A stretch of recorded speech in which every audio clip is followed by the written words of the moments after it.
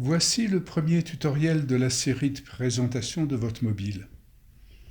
Sur le bandeau de tête, vous avez un accès à Twitter et à un autre tutoriel plus ancien.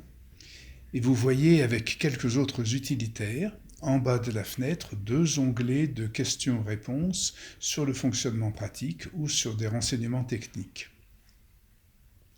Dans la série des boutons usuels, on trouve au centre le bouton de connexion et celui du mot de passe oublié.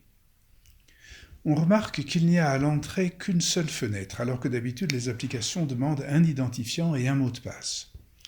Le fait d'avoir une seule fenêtre n'est pas le signe d'une sécurité faible, au contraire, c'est le signe d'un moteur de chiffrage puissant, au point que parfois un réseau mis à l'épreuve demandera de répéter une commande.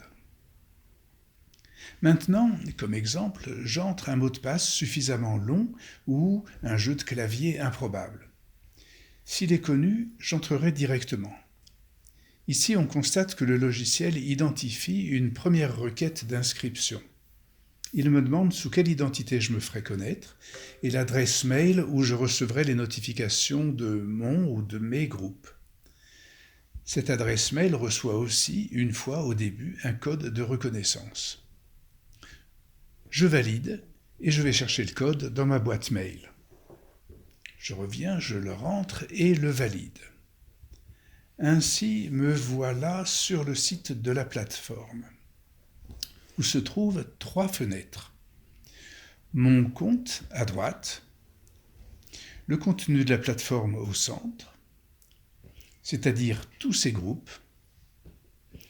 Vous avez trouvé celui ou ceux qui vous concernent soit en y naviguant, soit en faisant une recherche. Je le sélectionne, par exemple celui-ci pour demander à y entrer. Il apparaît dans la colonne de gauche, parmi les actifs. Dans cette colonne, ces groupes sont distingués par 4 couleurs, classées en rouge pour ceux qui sont en attente d'acceptation, en jaune pour ceux dont je suis observateur, bleu où je suis acteur, vert ceux dont je suis administrateur. Si j'en clique un, je serai sur le groupe pour le prochain tuto.